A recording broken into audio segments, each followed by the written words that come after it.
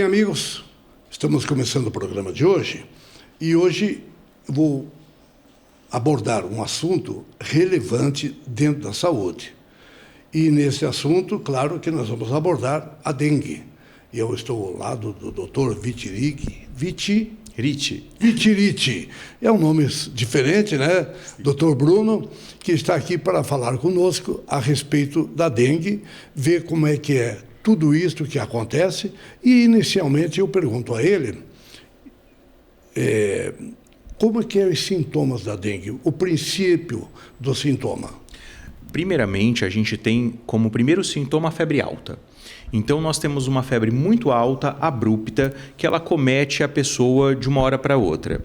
Depois disso, começa a sensação de mialgia, dores no corpo, né? Alguns pacientes falam de dores articulares também. E aí podem acontecer em alguns pacientes náusea, vômito, alguns diarreia também.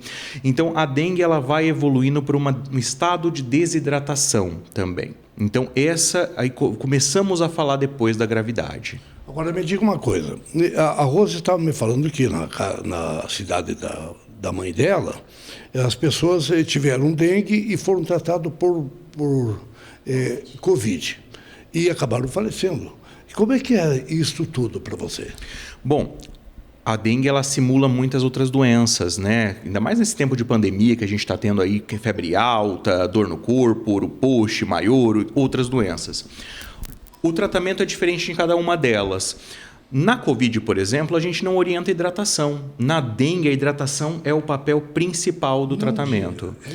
Exatamente. Então, a gente tem a hidratação como ponto-chave para que o paciente não evolua para dengue grave. Então, talvez essas pessoas acabaram vindo a óbito por desidratação realmente. Não tomaram a quantidade de líquido exigida, acabaram desidratando e evoluindo para dengue grave. Agora, o doutor Bruno é paulista. Sou paulista. São Paulo. Como é que veio parar em Caçador? Bom, eu fiz residência em Florianópolis, né? A minha residência em infectologia em Florianópolis, e aí acabei recebendo o convite da região para vir morar aqui, porque estava sem infectologista da cidade. E como é que está se saindo aqui? Bom, já me considero um caçadorense, né? Assim, 5 anos aqui já me considero da cidade. É uma cidade muito acolhedora, uma região muito boa, com crescimento profissional assim que eu vejo na minha área muito relevante. Então eu trabalho aqui em Caçador, Videira, Fraiburgo, Santa Cecília. Então assim, a gente... Toda a região. Toda a região. Sou responsável na parte de infectologia por todos os nossos municípios do Alto Vale. Bom, que legal. Agora vamos voltar a falar da dengue. A dengue, hoje, em Caçador, me parece que existem algumas pessoas que já possuem essa doença. Sim. Como é que você vê tudo isso? Como é que você trata as pessoas, de que forma? Bom, a gente tem a primeira questão, a orientação preventiva, né? Como a gente vai evitar acontecerem os casos em Caçador. Existe uma prevenção? Existe uma prevenção. Nós temos como evitar a questão da dengue fazendo toda a questão de higiene ambiental. Então, o mosquito ele vai se reproduzir em locais com uma água parada, água acumulada. Hoje, nós não falamos mais aquela questão de água limpa, né? Porque a gente sabe que o mosquito, o Aedes aegypti, ele pode se reproduzir e botar em águas que não são tão limpas assim, né? Então, uma tampinha de garrafa PET pode ser o criadouro de um mosquito. Então, esses terrenos baldios de caçador, esses locais aí de multiplicação de mosquitos, né, de entulhos, são locais realmente em que a gente tem o Aedes aegypti. Nós temos uma cidade infestada, né? Então, nossa cidade de Caçador é uma cidade com infestação do Aedes aegypti, então mais de 500 focos. Mais né? de 500 focos. Exatamente. E controlar esses locais, infelizmente, a gente precisa da ajuda da população, né? O que a gente acaba não tendo tanto suporte. Essa prevenção ambiental é a principal, a gente evitar o criadouro.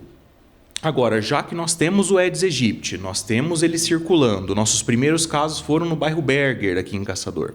Então, nós tivemos alguns casos iniciais no bairro Berger. E as pessoas começaram com aqueles sintomas que nós já conversamos. E a orientação principal delas foi hidratação, analgésico e descanso, casa. Bom, nós estamos falando para todo o Brasil. Exatamente. Então, as pessoas que estão nos ouvindo nesse momento, através do nosso programa, e gostaria de ter a orientação do Dr. Bruno, que também vai trazer muito respaldo a todos em casa para se cuidarem muito mais. Porque as pessoas, às vezes, não dão bola, uma tampinha, como você disse. Exatamente. A gente sempre fala, uma vez por semana você andar pelo teu quintal procurando esses criadouros, tirando entulho, tirando lixo, tirando essas tampinhas, virando pratinhos de planta, né? Colocando terra nesses pratinhos de planta. Quem tem cachorro e animal, sempre fazer a higienização dos potinhos de água desses animais para não acumular água. Então, uma vez por semana, pelo menos, fazer essa limpeza. E quem tem terrenos, né, dono de terrenos, mandar fazer a higienização também.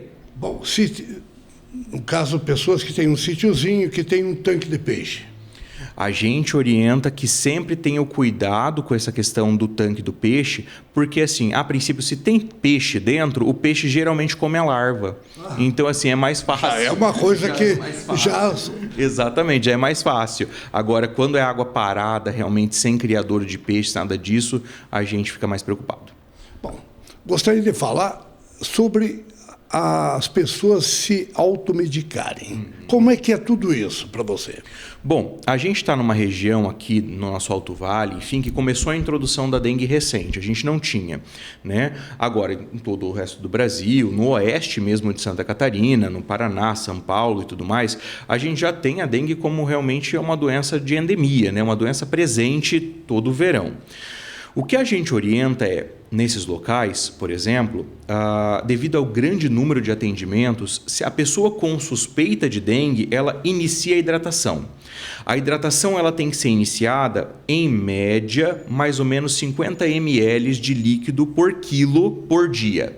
Então você pega a quantidade de quilos que você tem, faz vezes 50 ml de líquido e toma isso ao longo do dia, né? Uma pessoa ali de 70 quilos, 3 litros e 500, uma pessoa de 80, 4 litros, 5 litros e meio, realmente é uma quantidade alta de água. E a gente divide isso, geralmente, 1/3 de soro fisiológico, né, de soro de reidratação oral, e o resto de líquidos, como chá, água, suco, enfim, outros líquidos. Bom, Bruno, nós vamos ao intervalo comercial e voltaremos em seguida com mais assunto pertinente referente à dengue. Volto já. Bem-vindo à Uniarp, o destino de quem busca uma educação de excelência em um ambiente inovador e tecnológico. Para garantir o seu sucesso acadêmico, são mais de 147 salas de aula totalmente equipadas. Possuímos um dos centros de simulação realística da saúde mais modernos do país e mais de 50 laboratórios que proporcionam um ambiente ideal para o seu aprendizado. Uniarp, onde o futuro começa agora. Bom, estamos de volta no seu vídeo abordando o assunto dengue. Um assunto pertinente, um assunto preocupante, porque as pessoas não se dão conta de que as coisas podem acontecer. Você, dentro do seu terreno, na sua casa, a higienização é muito importante. Mesmo que, como o doutor Bruno nos falou, uma tampinha de um refrigerante pode ser um criador de dengue. Então, tudo isso é muito interessante que nós abordamos. Falavam muito da dengue hemorrágica. Como é que é isso? Não existe mais essa dengue hemorrágica? Houve uma reclassificação, porque antigamente as pessoas, a comunidade médica, científica, usava esse termo da dengue grave como dengue hemorrágica. Bom, estamos de volta no seu vídeo abordando o assunto dengue. Um assunto pertinente, um assunto preocupante, porque as pessoas não se dão conta de que as coisas podem acontecer. Você, dentro do seu terreno, na sua casa, a higienização é muito importante. Mesmo que, como o doutor Bruno nos falou, uma tampinha de um refrigerante pode ser um criador de dengue. Então, tudo isso é muito interessante que nós abordamos. Falavam muito da dengue hemorrágica. Como é que é isso? Não existe mais essa dengue hemorrágica? Houve uma reclassificação, porque antigamente as pessoas, a comunidade médica, científica, usava esse termo da dengue grave como dengue hemorrágica e acreditava-se que a pessoa só morria sangrando. Mas, na verdade, podem acontecer outras gravidades no corpo dessa pessoa, além do sangramento, que também é grave. Então, hoje nós classificamos a dengue em dengue sem sinais de alarme, com sinais de alarme, e a dengue grave, né, que Dentre os quadros clínicos existe o sangramento, que é entre elas a dengue hemorrágica, mas não é só essa apresentação. Então a gente não tem só sangramento. Pode ter, por exemplo, falência renal, encefalite, né? Uma meningite, uma encefalite pela dengue, que isso é grave também e mata. Então, assim, existem essas outras formas de apresentação clínica que a gente tem, mas que não abrangia aquele termo dengue hemorrágica. Então mudou-se essa questão para dengue grave. Bom, você está saindo de férias, né? Mas como é que fica a situação de Caçador e região com a falta do Dr. Bruno? Eu só fico uma semana fora. Só uma semana fora por causa do doutorado. Mas, assim, a gente sempre está em contato com todo mundo, exatamente. Quando a gente tem um atendimento de urgência e emergência, as unidades básicas de saúde, a UPA, o próprio Hospital Mais Cedo aqui da nossa cidade, ele realmente faz todo esse suporte de primeiro atendimento. Também a fazer um trabalho... Exatamente. Eles fazem todo o primeiro atendimento, porque, às vezes, assim, consultar comigo, como não é um sistema de porta aberta, a gente não consegue consulta de um dia para o outro.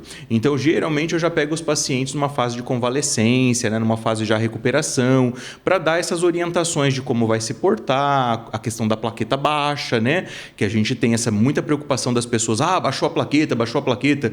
Isso é natural da doença. Então, assim, é muito natural que a plaqueta ela baixe e ela se recupere ao longo dos próximos meses, né? Então, assim, a gente vai se preocupar com uma plaqueta abaixo de 50 mil, né? Somente. Então, até 50 mil está dentro de um limite aceitável. Ainda aceitável. Agora, plaqueta, qual o número de que você pode abordar falando de plaqueta baixa ou alta? Geralmente depende do laboratório, então da máquina que vai fazer a análise, né? Mas assim, em média, acima de 150 a gente já está num número bom, né? Tem laboratórios que é acima de 165, 175, depende da máquina, mas em média acima de 150 é num valor já bom, num valor normal. Fala de dengue. Você falou inicialmente, antes, que tinha uma diferença entre dengue e Covid.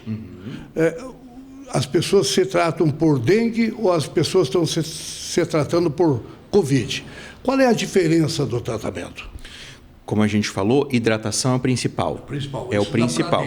Exato, para dengue, exatamente. Hoje na Covid, nós temos também a orientação dos sintomáticos, como na dengue também. Mas eu vejo que a diferença crucial em que muda o desfecho da dengue para pior é a ausência de hidratação quando você pensa em Covid. Então, assim, na Covid, você também vai utilizar um paracetamol, dipirona para controlar a febre. Na dengue é a mesma coisa. A gente não usa anti-inflamatório na Covid, evita, né? Que teve aquele estudo italiano bem grande que falou do ibuprofeno como desfecho ruim, né? Na Covid. Na dengue também a gente tem essa orientação de não utilizar anti-inflamatório.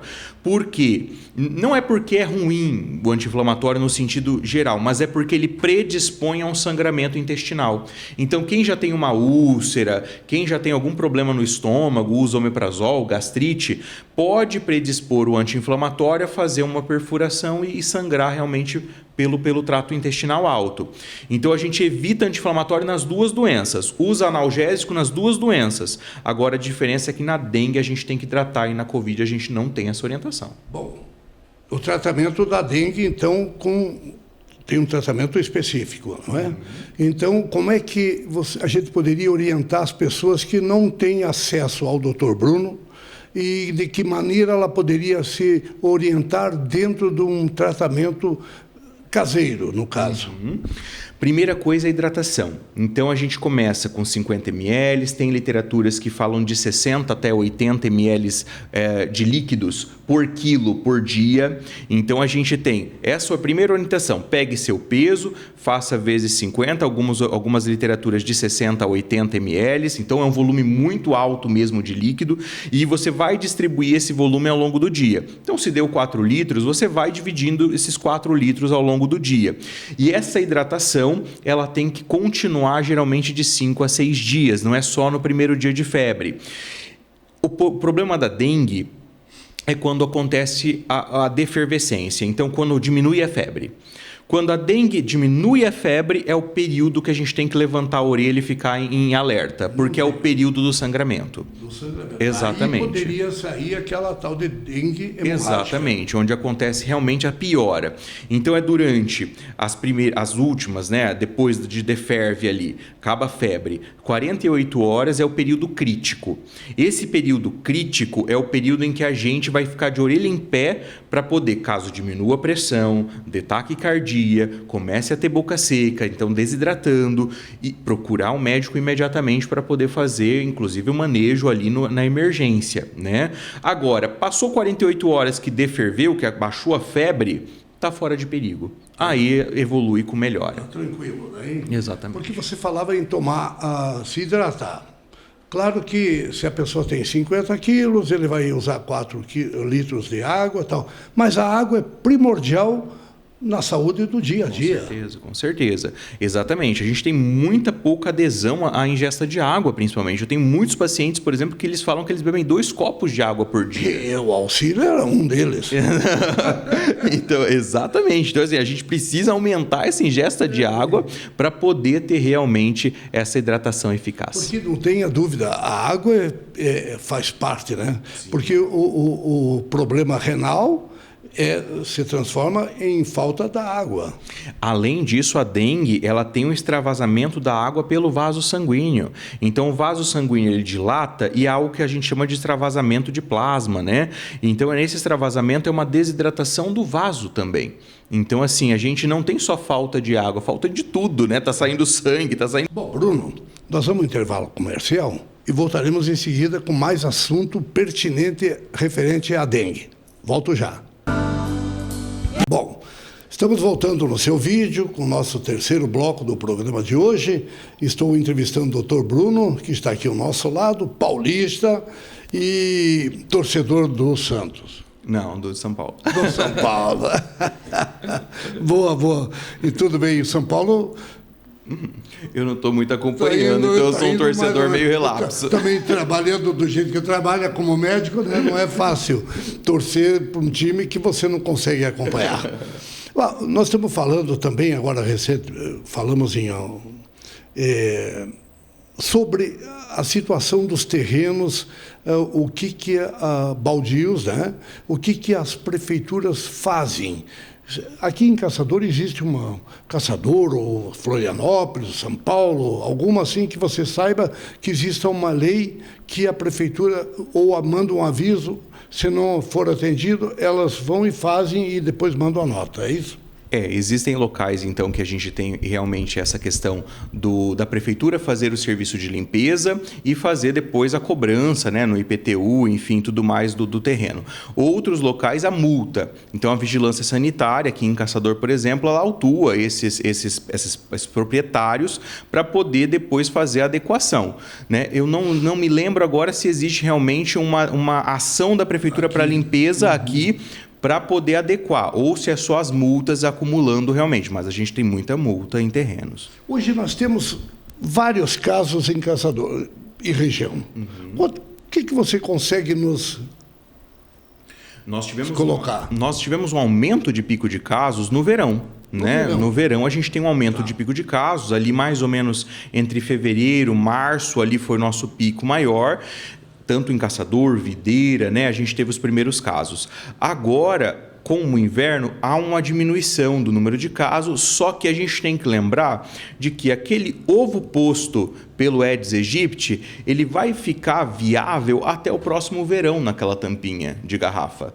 Então, o ovo pode eclodir no próximo verão e causar de novo a epidemia de dengue na região. Então, aproveitar esse momento de inverno, queda de temperatura e tudo mais, para fazer limpeza para o próximo verão nós não termos uma surpresa aí de novo de epidemia de casos. Nós temos quantos casos por aqui? Nós tivemos na região toda, mas foram mais de 50 casos confirmados a princípio. Mas em Caçador nós tivemos mais de 15 casos autóctones, né, da nossa cidade mesmo, fora todo mundo que viajou, né, e veio já, que a gente já tinha já há muito tempo, pessoas que vão para Chapecó, pessoas que vão para Florianópolis, Itajaí, voltam doentes. E né? Porque aqui até o hospital é referência regional, né? Nosso hospital é uma referência regional de casos, né? Assim como, por exemplo, também o Divino Salvador em Videira, também é uma referência regional, mas a princípio a gente foi o primeiro ano de casos autóctones na nossa região.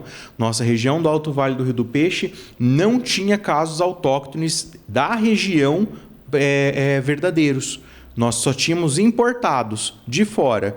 Então, esse foi o primeiro ano que estourou a dengue de verdade aqui na nossa região. E só para recordar, o Bruno nos falou que sítios que têm lagoas, lagos de peixes, tem uma certa tranquilidade, porque os peixes se alimentam também das larvas, né? Mas outros tipos de água parada não tem que haver limpeza definitivamente. Exatamente. A gente tem que ter limpeza dos locais, tem que tirar realmente esse acúmulo de água, porque milímetrozinhos ali, a tampinha que a gente acha que não causa nada, pode ser um criadouro, sim, do mosquito. Nós temos a imagem do mosquito, temos, né? Temos imagem de mosquito, aí vocês vejam aí.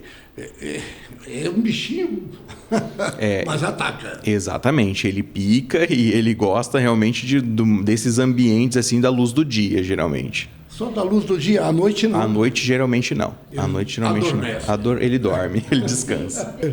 Pois é, Bruno, a Rose estava nos orientando também a falar que, coincidentemente, os mosquitos só picam do joelho para baixo.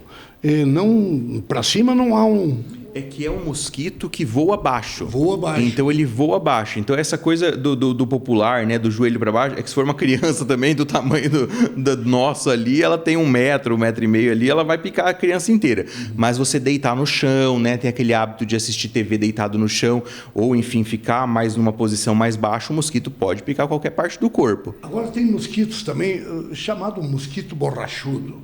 Já conhece esse mosquito? Sim. É um mosquitozinho que atrapalha a vida das pessoas. Formam uma picadinha deles, transforma numa alergia. Exatamente.